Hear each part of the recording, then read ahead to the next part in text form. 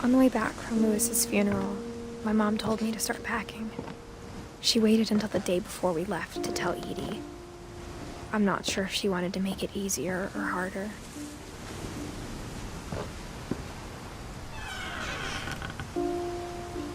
I wish we'd stayed.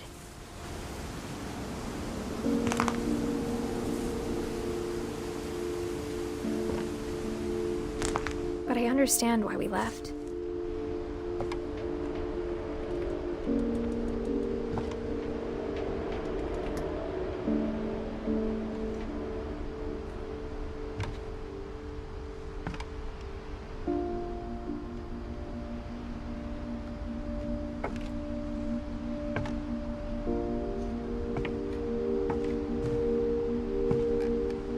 My mom ended up leaving everything behind.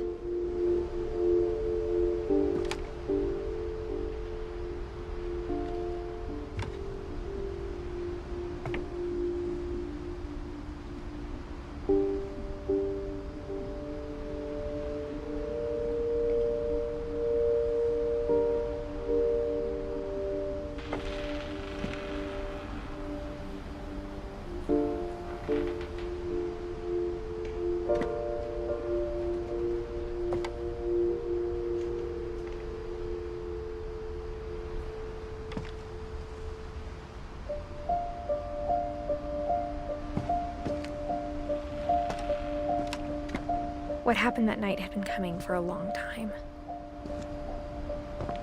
Maybe it should have come sooner.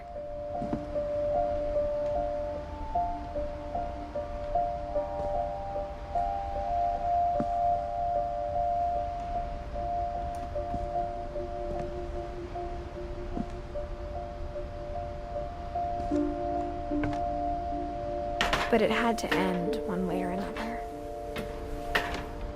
All that's left now is to tell you about that last night.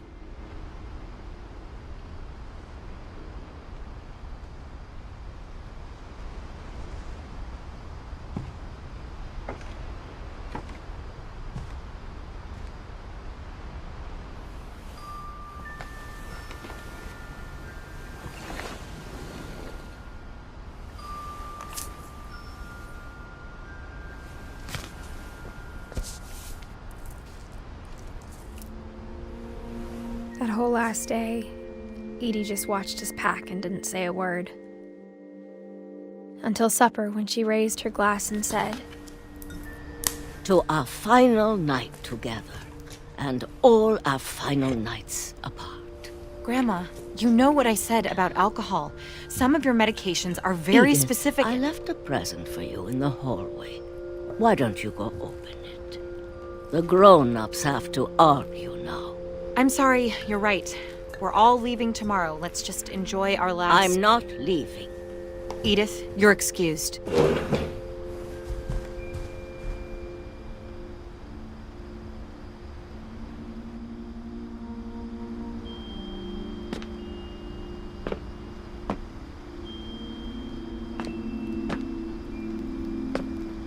the power had been shut off that morning, but Edie always had plenty of candles. When my mom sealed the library, I don't think she knew about the other entrance. Or that Edie had a key to it.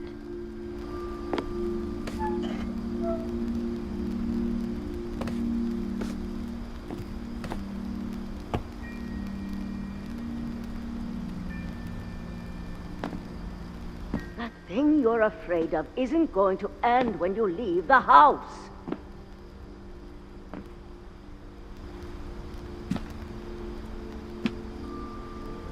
Edith has a right to know these stories. My children are dead because of your stories. I think it's best if Edith and I leave tonight.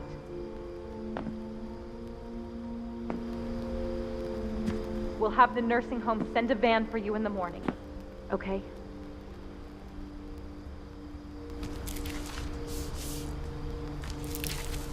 Dear Edith, there's so many stories I wish I could tell you, but there's only time for one. This is about what happened on the night you were born. That night, the tide went way, way out. It was the first and last time I ever saw the old house aground. There'd been an earthquake out in the middle of the ocean. They called it the lowest tide in 1,000 years. God, it smelled awful. You know, I've seen that house every day of my life.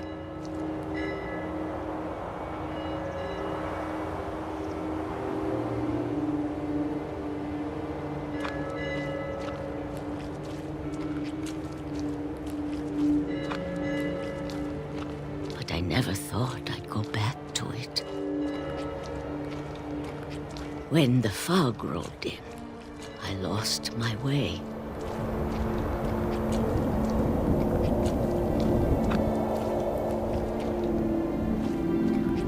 I got turned around.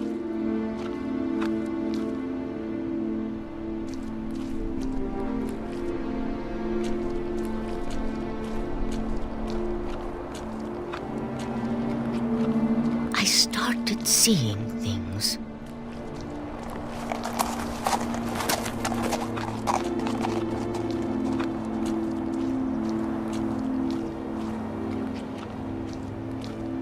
Things I'd forgotten had ever existed.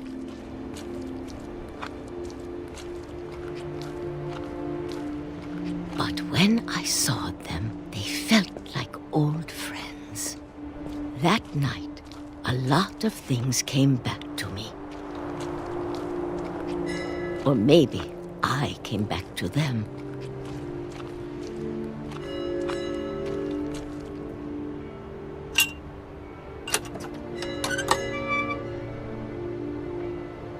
Things I can't explain, but that I need you to try and... Edith, what are you doing in here? It's mine. Edith! Mom, you're gonna rip it! Let go! I kicked and screamed, but Mom dragged me to the car. I never saw Great-Grandma Edie again. The next morning, the van came to pick her up, but she was already gone.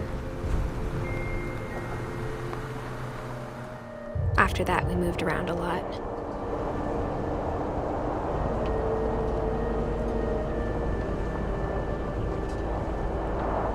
We both tried to make the best of it.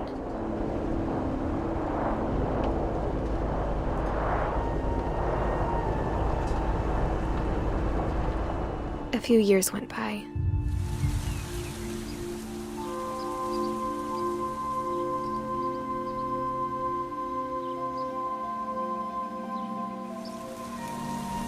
My mom didn't like to talk about it, but she started getting sick a lot.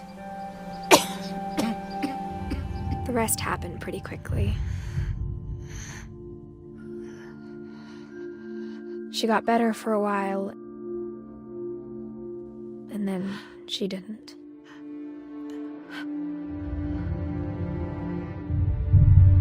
And then I was alone. The last Finch left alive.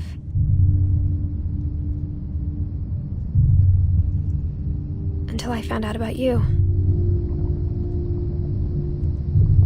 I'm still not sure what to tell you about all this. If we lived forever, maybe we'd have time to understand things. But as it is, I think the best we can do is try to open our eyes. And appreciate how strange and brief all of this is.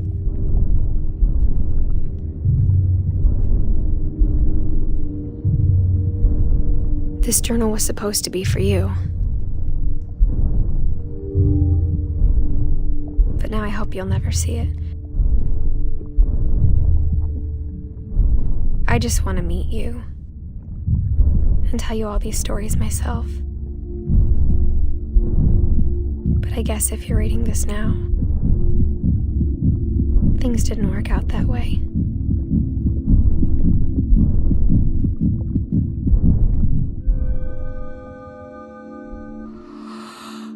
This is where your story begins. I'm sorry I won't be there to see it. It's a lot to ask, but I don't want you to be sad that I'm gone. I want you to be amazed that any of us ever had a chance to be here at all. Good luck.